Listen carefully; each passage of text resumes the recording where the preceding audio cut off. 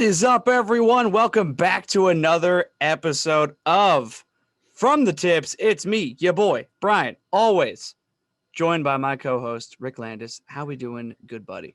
What's up, everybody? I'm doing all right. I'm a little tired. We're kind of running late here on a Sunday. We're recording a little bit earlier than normal, thanks to me. I'll take the blame on that one. It's 8:42 on Sunday, so we had Scottish Open finish up earlier today. We had the John Deere finish up probably about 3 hours. No, not even 3 hours ago. Maybe like 2 hours ago. LPGA is still going on, so it's a little different. We're here on a Sunday. I'm going to try to remember that we're not recording the day before this drops because we are dropping this on Tuesday, obviously. Yeah. But to get things started, the day you're listening to this, July 13th, is National French Fry Day.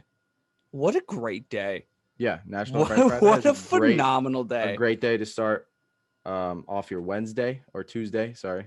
And for those of you that have seen the story, and then we'll get into it during the Two Man Skramble. For those of you that have seen the story on our Instagram right now, right now being Sunday, so obviously me telling you this in hindsight, not going to matter. But for those of you that saw already, you know that two singular fries changed an entire round for Brian. We're going to get into that later, but we will get into that later. Count them, 2 French fries. July 14th, we have... Wow, this is an interesting combination of days here. I'm gonna go through the 3 days on here. We have National Tape Measure Day. Okay. And the reason it's interesting is because it's also National Nude Day. I don't know if there's a correlation there. There might be. All right, first of all, none of us, let's be real here, not a single one of us need a tape measure. Okay, a ruler will do the trick. Trust me, you're only gonna need less than half of the ruler anyways. And then also on the same day, July 14th, it's National Mac and Cheese Day. So there's a lot going on July 14th. What happened on July 14th, people? Can we like get answers to these questions? What's going on? So it's a strange week that we have going on. The July 15th, we then have National I Love Horses Day. Apparently that's a day. Yeah, because that's a thing. I live across from Gummy Worm Day. So that's pretty cool. National Gummy Worm Day. I like gummy worms, so that's okay. Yeah. July 16th, we have National Corn Fritters Day. Anyone likes I don't think I've ever had a corn fritter in my life. They're pretty good. They're good? It's just like a fried piece of a bunch of corn in a ball form. Is that a Midwest thing? It sounds like a Midwest thing. I think so. It's definitely got to be a Midwest thing. We got a lot of stuff going on July 17th, National Lottery Day, so go gamble your life away. Have at it. National Tattoo Day, if you like tattoos, maybe. Our friend over on Hacks Across America got a tattoo. We can... Yes, I just saw it today. We can get into that later. I just saw what a great tattoo. And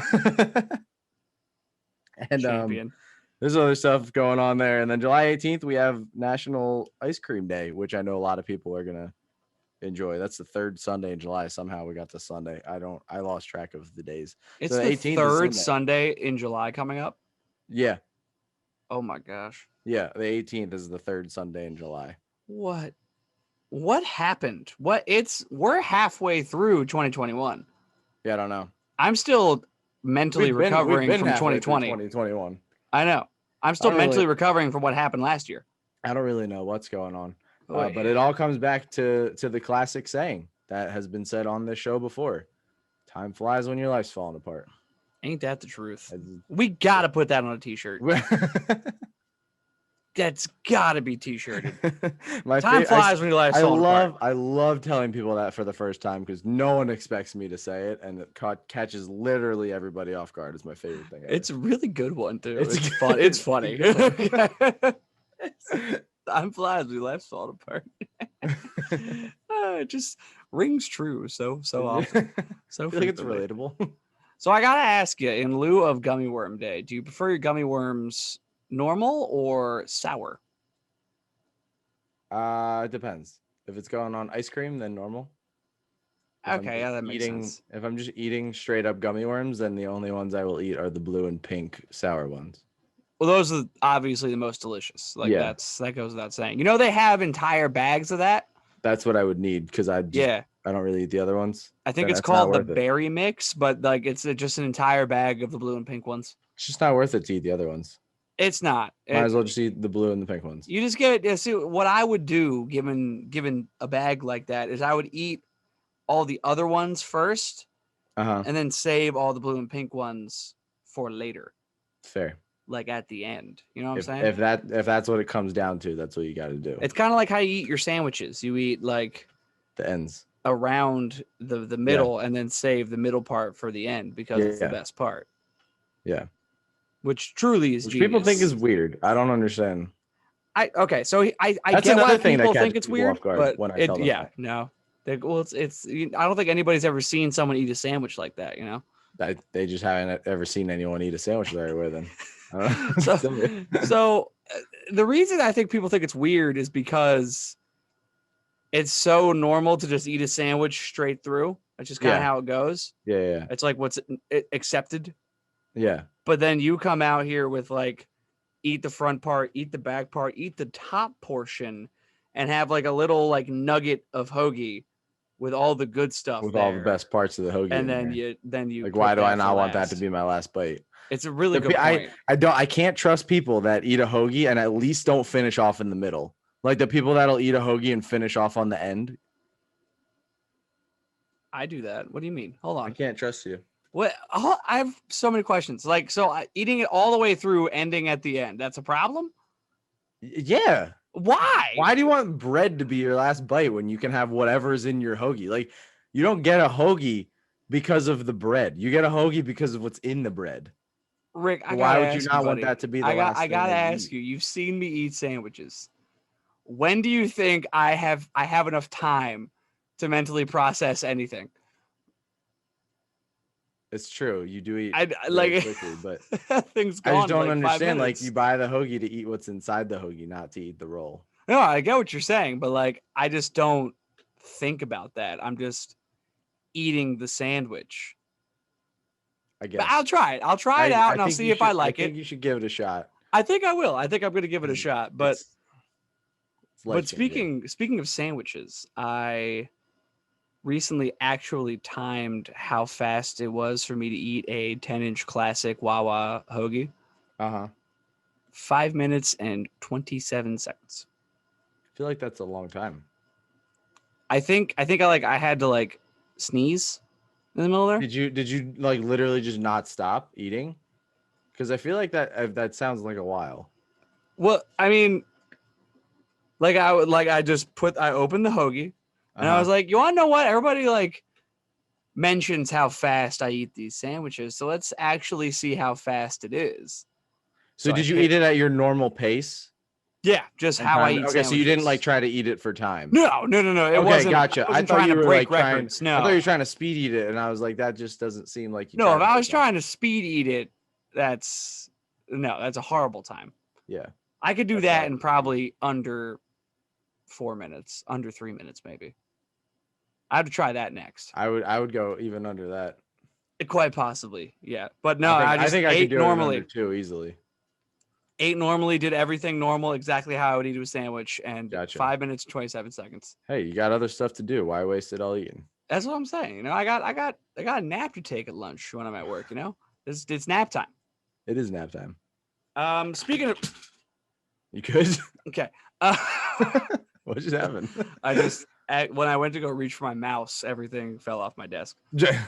On the contrary, speaking of nap time, the John Deere Classic happened this week. Speaking of wanting to sleep instead of doing something else. Speaking of putting anything on the TV, just go take a nap. John Deere Classic. I want to like this tournament so badly. I really do. I want to. It's just tough with the field. Nobody shows up. The field is so boring. Even when people do show up, nothing happens. Nothing. Like, what's his name? Was a favorite going into this week. I'm drawing a blank on his name already. Daniel Berger. Yes. He was like the favorite going into this week, and he got T34. I mean, he shot 10 under, but like that's the biggest name. I mean, there's a few other bigger names like Charles Howell's up there, Ches Reavy, a few Harold Varner's T11. Like there's a few like kind of big name guys. I mean, Kevin Na T2.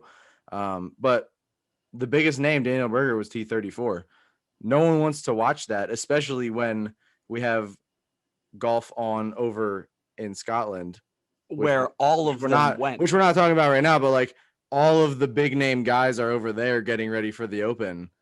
All of the people that are here, except for two, are not playing in the Open. So Exactly. it's just whoever's left over, basically.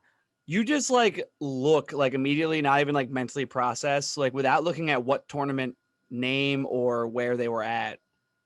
You look at these leaderboards. You look at the one from the Scottish Open. You're like, oh, that was like the PGA event. Nope, that was the Euro Tour event. It just wasn't.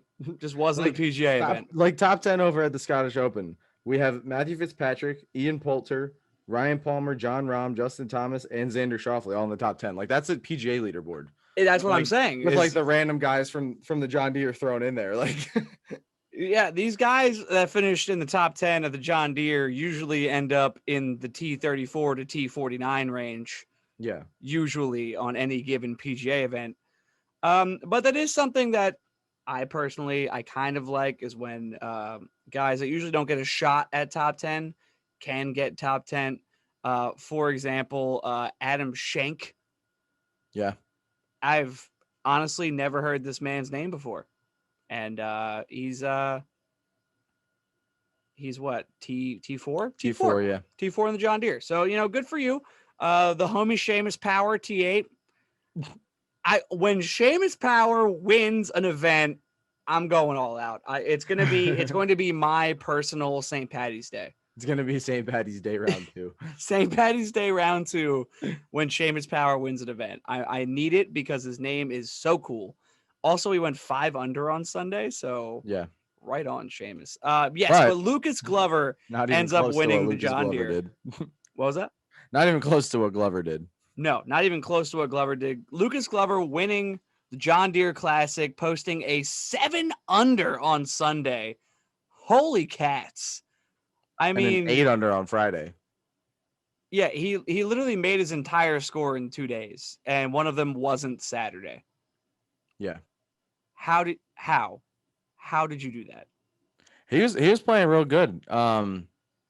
68 on Thursday, 63 on Friday. Obviously a fantastic round. Only overshadowed by Luke List, who also shot a 63 on Friday. 70 on Saturday, so pretty average round, and then just comes out shooting with a 64 on Sunday. A few of the guys had a chance they were on 16, 17, maybe opportunities for an out of chance, like eagle birdies on the last 2 holes, whatever, to reach him at 19 under. Unfortunately, wasn't done.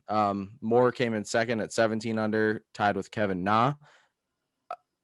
Kevin Na probably should have won this tournament based on just names alone. Yeah, and how good he's been playing recently. Yeah, I mean, just based on like who you would like, if I showed you this leaderboard and I said these guys are in the top 3, Kevin Na would probably be the guy you said wins. That would be my number 1 pick. 1, because you know who he is, and 2, because he can play well when he's playing well, especially in an event like this where all the top guys are not there. Kevin Na has a great chance in an event like this. Lucas Glover, though, 41 years old, I want to say. I think that's how old he is. Yes. His first win in over 10 years, so good for him. His last win, I believe, was the Wells Fargo, I want to say. It was either Wells Fargo or this tournament. Was it the Valero? No. It might have been this one. It was this one. It could have been. 10 years ago, though, back in like 2011, I think it was. It's his 4th professional win, which means that he won 3 times before that happened, and then he just had a huge drought. And with this win, he moves up to 32nd in the FedEx Cup standings and gets an invite to the Open next week. Which is super awesome for a guy like this. Like, you went from pretty much being a no-name PGA guy to winning a tournament and then getting an invite to the Open. Yeah. Like, that's awesome. Yeah. So good for him. I believe Ryan Moore will be the other guy going over to the Open. For those that don't know, the top 2 finishers, I believe, at this tournament usually get an invite to the Open. Kevin Na announced already that he wasn't going to be there, so that just leaves us with Ryan Moore and Lucas Glover, since Ryan Moore and Kevin Na tied for second. So I believe those are going to be the 2 that are going over. Obviously, besides the 3 other guys that are no longer going, which we'll talk about in a little bit after we're done talking about the John Deere. I got to ask you about Sebastian Munoz. Has the lead going into Sunday, 54-hole lead. Right. Shoots a 71. Mm-hmm. What's going on? We got people out here shooting 7 under, 4 under, 5, 6 under. Like, people are going low. Why is he only shooting a 71? Why does he go even on Sunday? Yeah, and it's weird because when it comes to Sebastian, he goes and shoots a 63 on Friday and then back-to-back 67 or on Thursday and goes back-to-back 67s on Friday and Saturday. And he's pretty much got like this thing on lock. He's playing really well. Things are going well for him. And then the front 9 on Sunday happens and he goes 2 under on the front. Just never really looked like he had a shot, which is weird because he had, statistically speaking, and where he was, the best shot of winning it.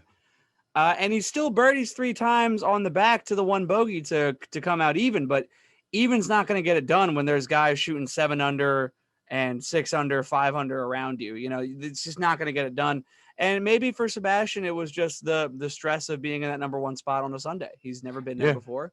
He has been playing really good golf recently. He's been on the higher ends of the leaderboard as of recent, but it could have just been the stress of having the lead going into Sunday. I don't think he's ever had that experience, so that could be something to note there. But that's fair. Yeah, I mean if I could look into the mind of a golfer, I would. Yeah, I mean, my only thing is all you needed was literally what you've been doing the past few days. All you needed was the nice round of the week, and you have a tie going into a playoff. Speaking of the nice round of the week, I'm going to jump ahead of you on this one, and I'm going to award it this week because I did realize that our boy who started everything related to COVID and the PGA, Nick Watney, shot a 69 on Sunday today. Nick Watney. So shout out Nick Watney. We'll give this one to you because you did a lot for the PGA when COVID started. You did. You've gotten your name out there. You put it on the map. I think once, and it was maybe the worst thing to have your name attached to. Yeah, no, that's a tough look. So we're going to give you the nice round of the week to feel better. Yeah. Sonjay in with a T47. Not exactly what you're looking for. Not the best. Amateur, not going to be playing next week. Tough look. I do want to mention, because we did say his name, Kevin Na, T2, coming in at 17 under. He had one of the weirdest golf shots I have ever seen in my life. I'm not quite sure what hole it was. I think it was 16. I don't necessarily recall. But he was off the green. In a weird lie, he was like half in the rough, half on the fringe. He takes his putter and like turns it sideways so that the... Oh, you're talking about, was that Friday that he did that? Yeah. So that the toe of the putter is what's making contact with the ball. Instead of using a wedge. And he like kind of like punch mallets this thing into the hole. It's impressive. What? That's extremely insanity. Impressive. Yeah, I don't know. I don't know how he did that. There. But hey, how you hole out using your putter from the rough. Good for you. And it's not even like he was putting, like actually putting. I don't know what exactly he had planned there. Yeah, but it worked out. What can we call that shot? I feel like it needs a name. I don't know, because like when I think like when someone's like, "Ooh, you Kevin nodded," I think of walking in your putt, not using the toe of your putter, off the green. So like I kind of want to call it like poking. I'm just gonna poke it. A little poke. Just gonna give it a little poke. Okay. Just get a little poke. I tried doing the poke after this weekend after we saw it. It didn't work. It didn't work? No. Oh, you hate to see it. Yeah, so Kevin Na had like probably the weirdest shot of the week, but yet the most successful. So good for him. Yeah. Man, we want to bring you more John Deere Classic coverage. We got to be honest. Nothing else happened. Yeah, nothing too Literally crazy. Nothing. Going on. Daniel Berger, I think it was really upset that he didn't get a hole in one. Did you see that? Yes, I did see that. He shot. I don't know how you get upset about almost that, a perfect tee shot.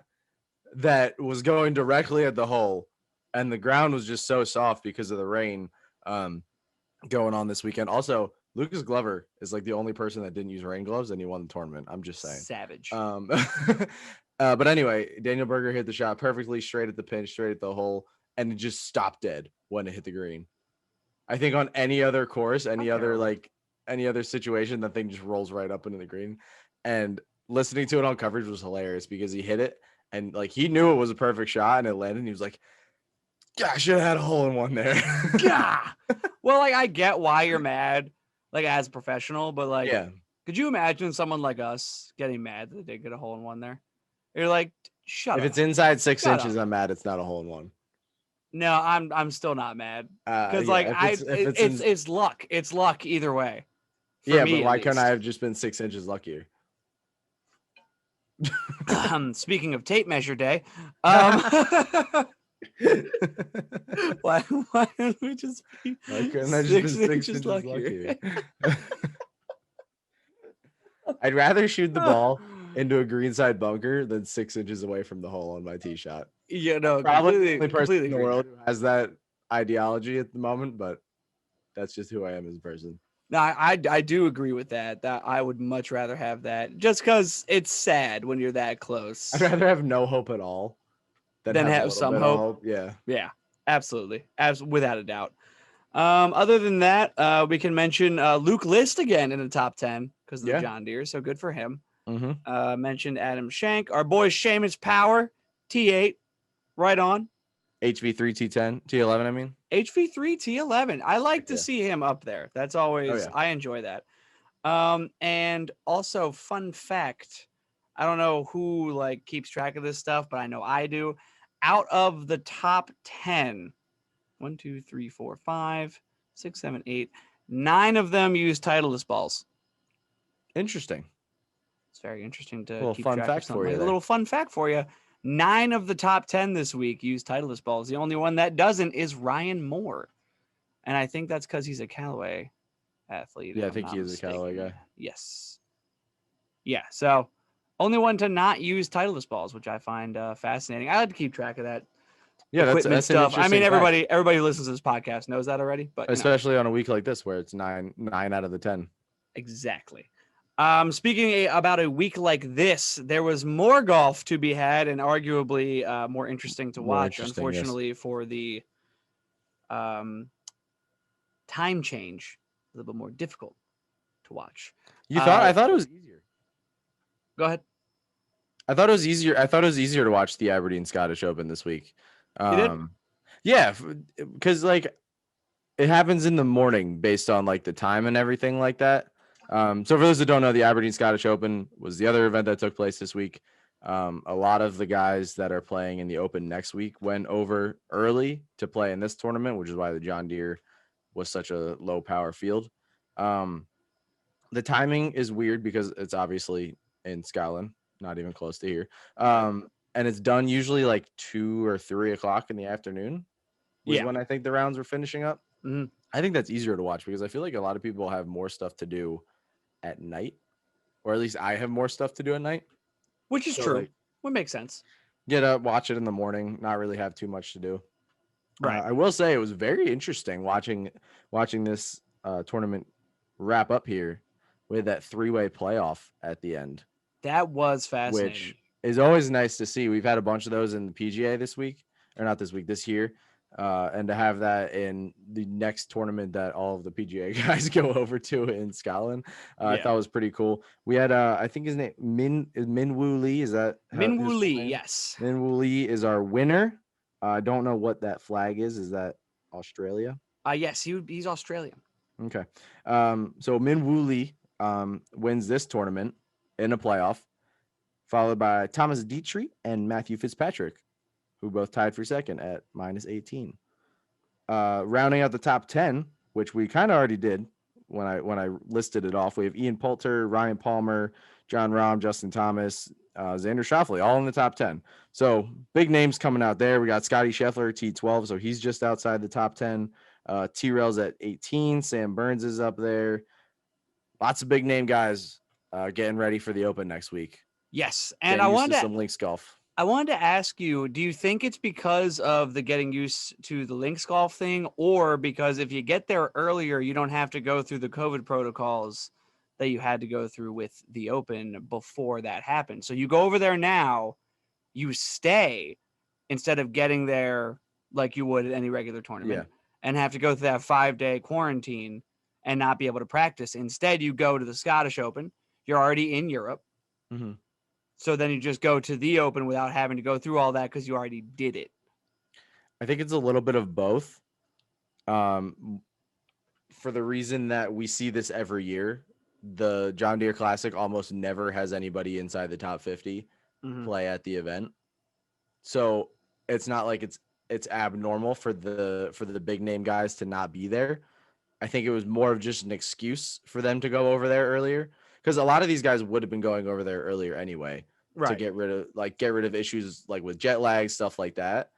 So it doesn't really shock me that these guys did that. I think part of it is to get used to the style of links golf, because a lot of United States golf is not links golf, and links golf is really, really tough when you're used to all the trees and so like much all sand the and water, man. So much sand and water. It's insane how big the difference is. So I guarantee it's probably 50-50, to be honest. A lot of these guys probably just don't want to have to deal with the COVID stuff the week up ahead of it, because it is a major. And a lot of them also probably just didn't want to play in the John Deere Classic because no one wants to play in that. Yeah. And it stinks for the John Deere because when you watch it, it's a nice tournament. The course is nice. The setup is nice. It's nice. But at the same time, it comes right before the Open, and these guys want to get prepared for the Open because it's a major. Yeah. So they're going, if there's an opportunity to go play a similar golf course on the other side of the pond, they're going to go do that. Yeah. That just makes the most sense as an athlete trying to get prepared to win something. It just makes the most sense. Yeah. Speaking of the Scottish Open, though, some big news coming out of it. So John Rahm, world number one, comes in at 7th in the Scottish Open, shooting a 16 under. Because of that, he's actually getting booted from world number one. Stupid. He because he came in 7th instead of 6th when he would have kept his number one title, he is no longer going to be world number one and will be overtaken by Dustin Johnson. So stupid. I gotta ask you, what's your immediate reaction to this? Because for me, this is really dumb. It's about as stupid of a decision that I can think of that anybody's made in recent time. I don't know how they decide who's world number one. Apparently, it has something to do with how Dustin Johnson played last year and not how he's playing this year. This is good. I honestly don't know of anybody that should overtake John Rahm right now at world number one. Dustin Johnson has not been playing world number one style. No, not at all. John Rahm was in contention the whole weekend over at the Aberdeen Scottish Open. Yep. And then still finished 7th, solo 7th. Okay, so get that bag. Get that money. Get that money. Nobody else is playing well enough or better than John Rahm is right now. Literally nobody. John Rahm would most likely be my favorite pick going into the Open Championship this week. I mean, he was our favorite pick going into the U.S. Open. Yeah. Which, by the way, he won. He probably should be.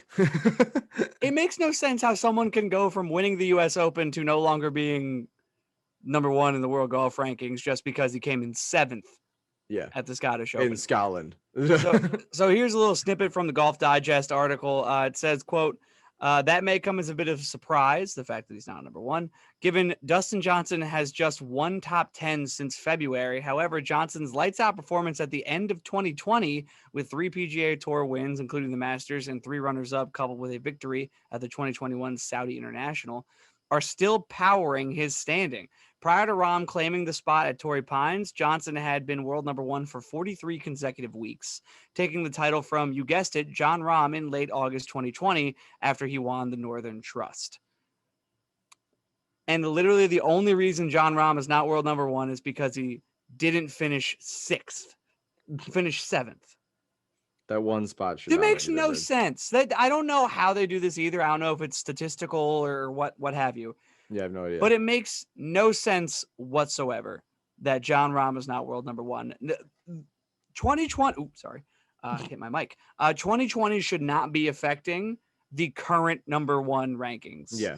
In my opinion. How are you I know playing that's in the why world this year? Yeah, I know that's why we have the FedEx Cup and all that jazz to do that. But Yeah. the world golf rankings are still like highly regarded as what you look at when you look at how good a golfer is. Yeah. Because you can get lucky with FedEx points. You just can. Yeah. You can win the John Deere Classic and you can get 500 points. Exactly. It doesn't really matter what you win, you know. But when it comes down to it, the world golf rankings are what you look at when you're like, how good is this guy? Where is he at in the world golf rankings? And the fact that John Rahm is not still at the number one spot, to me, is criminal. He just won the U.S. Open. Yeah. And he's my favorite for the Open.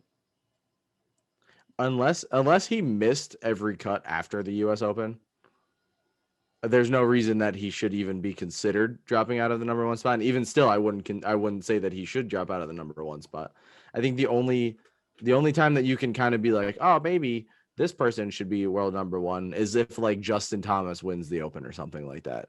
Like a guy who's up there always playing well wins the next major, then you can talk about it. But a guy who hasn't done anything this whole year, came in as a favorite to win a or multiple majors this year, multiple tournaments this year, hasn't won much of anything. I mean, he has won, obviously, but he hasn't won nearly as much as people were expecting him to with his 2020 finish. Right.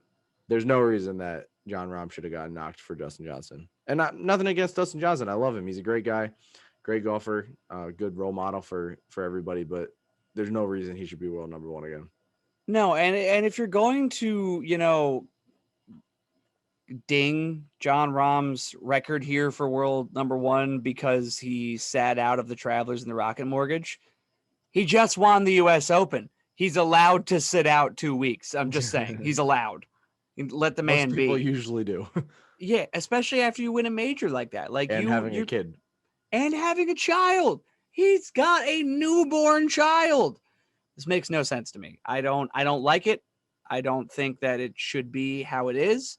And I most certainly don't think DJ should be the one who's world number one. And this is not discounting DJ at all, because obviously he's still an incredible golfer, but he's not playing like the world number one right now. Yeah. He's not even playing like world number two right now. No. To be honest with you. And this is how it is. And I guess we're just at the mercy of the world golf rankings. But I think they're stupid. So I agree. Either way. Speaking of really good golfers, we're going to talk about some not so awesome golfers, like some amateurs who played with some professional golfers in the match number 4. Kind of highlighted that last week. Almost like right before it happened, really, because when the podcast dropped last week was the day the match happened. Of the match. So the match number 4 between Bryson DeChambeau and Aaron Rodgers against Phil Mickelson and Tom Brady. Aaron Rodgers and Bryson DeChambeau ride a strong back 9 to victory over Tom Brady and Phil Mickelson. And Rick and I got a little bit of beef about Aaron Rodgers is stronger than you think, because they didn't ride 9 holes at the end there. Aaron Rodgers carried Bryson DeChambeau for 18 holes. Bryson DeChambeau looked horrible. He looked terrible in this match. He couldn't hit a tee shot. No, not one. Every single one of his tee shots were horrible, and they used Aaron Rodgers. If you're Aaron Rodgers, are you sitting there going, I thought I was supposed to be taking it easy? Oh, 100%. You're the one that gets paid for this. Yeah. It doesn't make sense to me. And even The Plugged Life, which is another golf podcast, they tweeted out a video of what was going on. It literally just says Aaron Rodgers just carried Bryson DeChambeau past Phil Mickelson and Tom Brady because he was clutch. He was not missing a putt.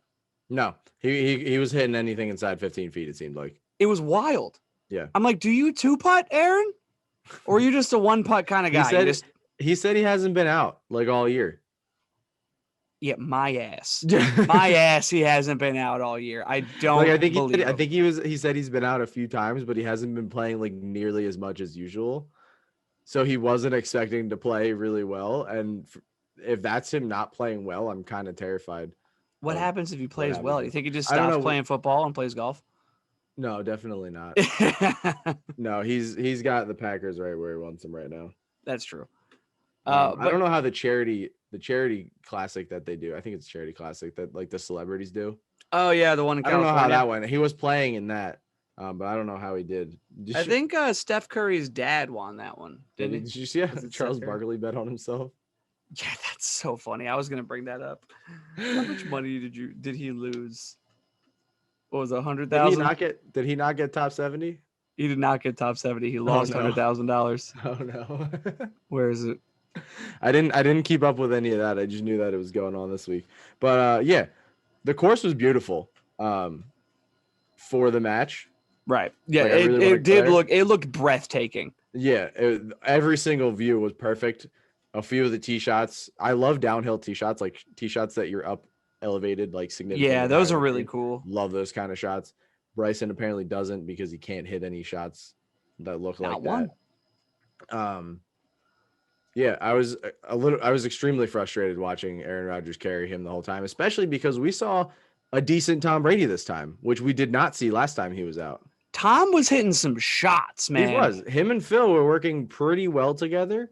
And if it's anybody besides Aaron Rodgers, I think they win because they were just playing really well. And I think Phil tried to take over a little bit too much Agreed. From my perspective. It looked like he was trying to be caddy player, kind of doing a little bit of everything for Tom. And it kind of took away from his game also because we didn't see Phil hitting shots that Phil usually hits.